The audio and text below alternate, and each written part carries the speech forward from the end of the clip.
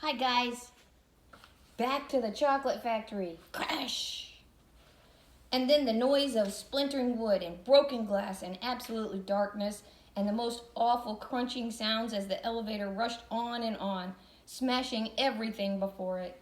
All at once the crashing noises stopped and the ride became smoother. And the elevator seemed to be traveling on guides or rails, twisting and turning like a roller coaster. And when the lights came on, Charlie suddenly realized that for the last few seconds he hadn't been floating at all. He had been standing normally on the floor. Mr. Wonka was on the floor too, and so was Grandpa Joe, and Mr. and Mrs. Bucket, and also the big bed. As for Grandma Josephine, Grandma Georgina, and Grandpa George, they must have fallen right back onto the bed because they were now all three on top of it and scrabbling to get under the blanket. "We're through," yelled Mr. Wonka. "We've done it. We're in."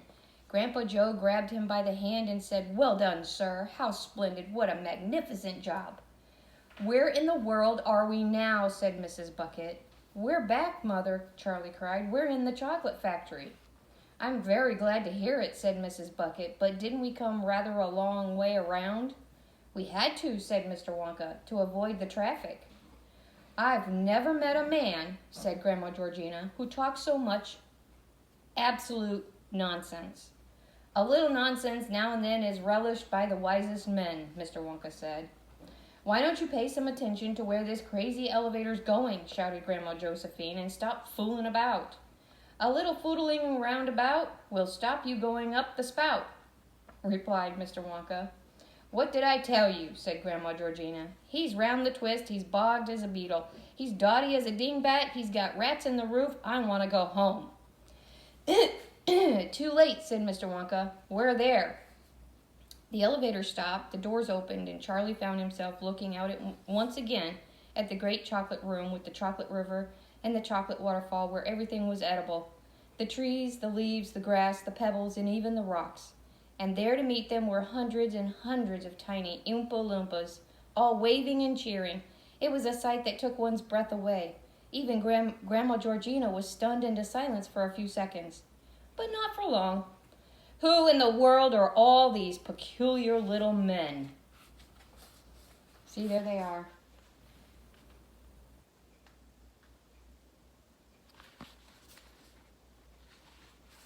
And look at this picture.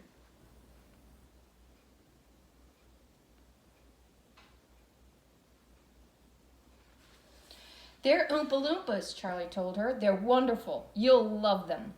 "Shh," said Grandpa Joe. "Listen, Charlie, the drums are starting up. They're going to sing." "Alleluia," sang the Oompa Loompas. "Oh, alleluia and hooray. Our Willy Wonka's back today.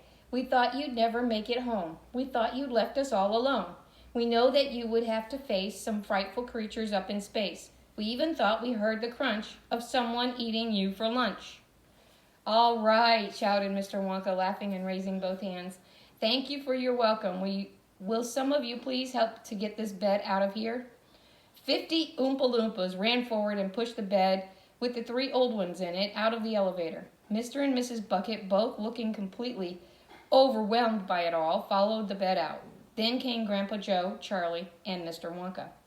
"Now," said Mr. Wonka, addressing Grandpa George, Grandma Georgina, and Grandma Josephine, "up, you, hop out of bed, and let's get cracking. I'm sure you'll all want to lend a hand running the factory." "Who, us?" said Grandma Josephine. "Yes, you," said Mr. Wonka. "You must be joking," said Grandma Georgina. "I never joke." "Now, just you listen to me, sir," said old Grandpa George, sitting up straight in bed. "You've got us into quite enough troubles and trumbles for one day." "I've got you out of them, too," said Mr. Wonka proudly. "And I'm going to get you out of that bed as well. You see if I don't." That was chapter 12. And chapter 13 is how Wonka Vite was invented. "I haven't been out of this bed in 20 years, and I'm not getting out now for anybody," said Grandma Josephine firmly. "Nor me," said Grandma Georgina. "You were out of it just now, every one of you," said Mr. Wonka. "That was floating," said Grandpa George. "We couldn't help it." "We've never put our feet on the floor," said Grandma Josephine. "Try it," said Mr. Wonka. "You might surprise yourself." Go on, Josie, said Grandpa Joe. Give it a try. I did. It was easy. We're perfectly comfortable where we are, thank you very much, said Grandma Josephine. Mr. Wonka sighed and shook his head very slowly and very sadly. Oh, well, he said, so that's that. He laid his head on one side and gazed thoughtfully at the three old people in the bed. And Charlie, watching him closely, saw those bright little eyes of his beginning to spark and twinkle once again. Aha, thought Charlie, what's coming now? I suppose, said Mr. Wonka, placing the tip of one finger on the point of his nose and pressing gently, I suppose, because this is a very special case, I suppose I could spare you just a tiny little bit of... He stopped and he shook his head. A tiny little bit of what? Said Grandma Josephine sharply. No, said Mr. Wonka, it's pointless. You seem to have decided to stay in that bed, whatever happens. And anyway, the stuff is much too precious to waste. I'm sorry I mentioned it. And he started to walk away. Hey, shouted Grandma Georgina, you can't begin something and not go on with it. What is too precious to waste?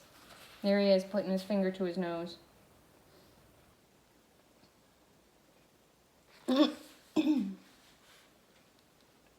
Mr. Wonka stopped.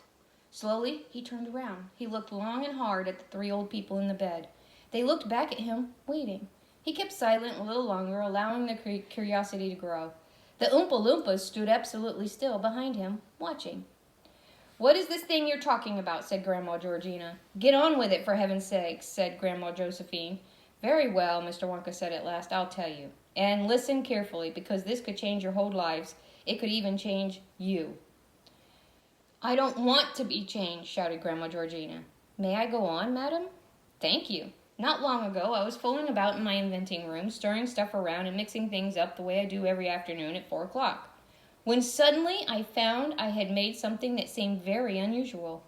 This thing I had made kept changing color as I looked at it, and now and again it gave a little jump. It actually jumped up in the air as though it were alive. What have we here? I cried, and I rushed it quickly to the testing room and gave some to the Oompa Loompa who was on duty there. The result was immediate. It was flabbergasting. It was unbelievable. It was rather unfortunate.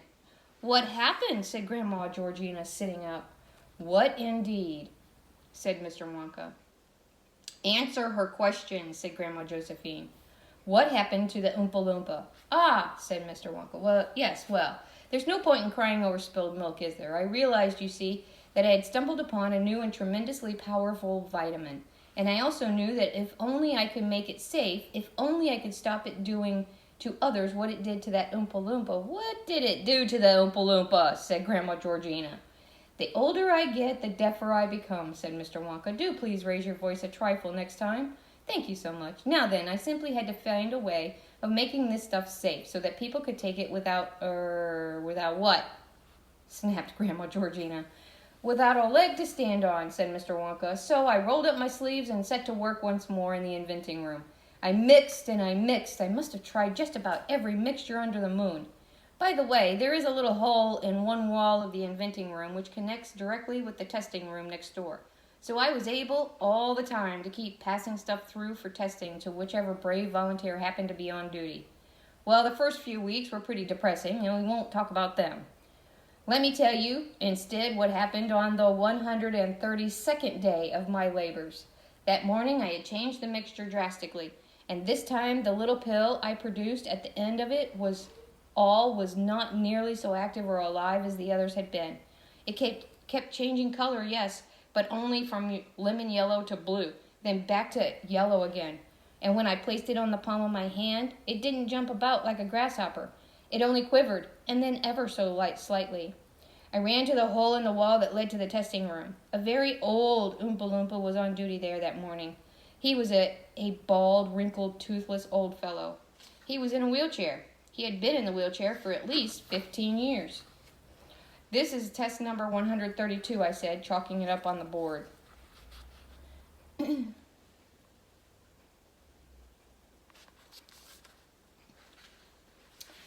I handed him the pill. He looked at it nervously. I couldn't blame him for being a bit jittery after what had happened to the other 131 volunteers. What had happened to them? Shouted Grandma Georgina. Why don't you answer the question instead of skidding around on it in two wheels? Who knows the way out of a rose, said Mr. Wonka. So this brave old Oompa Loompa took the pill, and with the help of a little water, he gulped it down.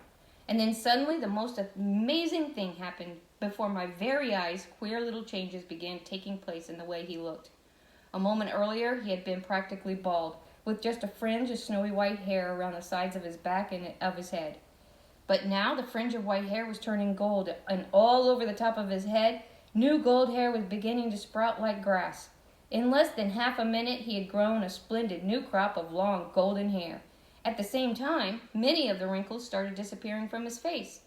Not all of them, but about half, enough to make him look a good deal younger. And all of this must have given him a nice tickly feeling, because he started grinning at me, then laughing, and as soon as he opened his mouth, I saw the strangest sight of all. Teeth were going out from all those old toothless gums, good white teeth, and they were coming up so fast I could actually see them getting bigger and bigger. I was too flabbergasted to speak. I just stood there with my head poking through the hole in the wall, staring at the little Oompa Loompa. I saw him slowly lifting himself out of his wheelchair. He tested his legs on the ground. He stood up. He walked a few paces. Then he looked up at me, and his face was bright. His eyes were huge and bright as two stars. "Look at me," he said softly. "I'm walking. It's a miracle." "It's a Wonkavite," I said. "The great rejuvenator. It makes you young again. How old do you feel now?" He thought carefully about this question. Then he said, "I feel almost exactly how I felt when I was 50 years old." "How old were you just now before you took the Wonkavite?" 70. Last birthday, he answered. "That means," I said, "it has made you 20 years younger."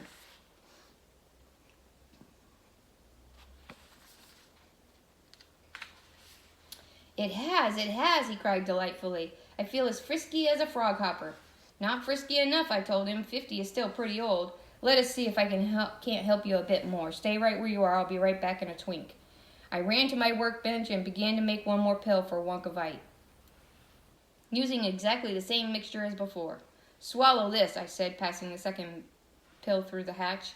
There was no hesitating this time. Eagerly, he popped it into his mouth and chased it down with a drink of water.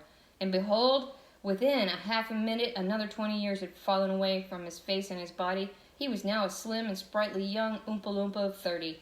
He gave a whoop of joy and started dancing around the room, leaping high into the air and coming down on his toes.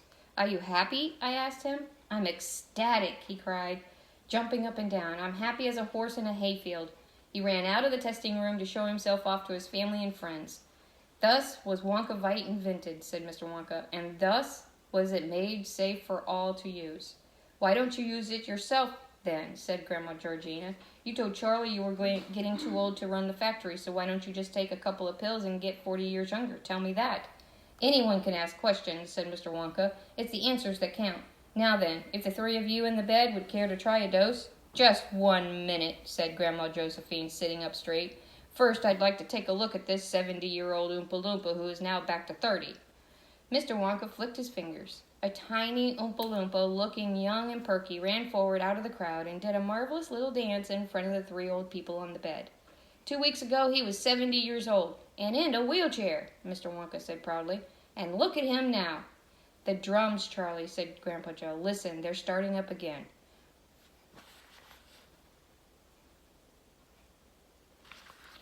Far away down on the bank of the Chocolate River, Charlie could see the Oompa Loompa band striking up once more. There were 20 Oompa Loompas in the band, each with an enormous drum twice as tall as himself, and they were beating a slow, mysterious rhythm that soon had all the other hundreds of Oompa Loompas swinging and swaying from side to side in a kind of trance. Then they began to chant, "If you're old and have the shakes, if all your bones are full of aches, if you can hardly walk at all, if living drives you up the wall, if you're a grump and full of spite, if you're human parasite, then what you need is Wonkavite.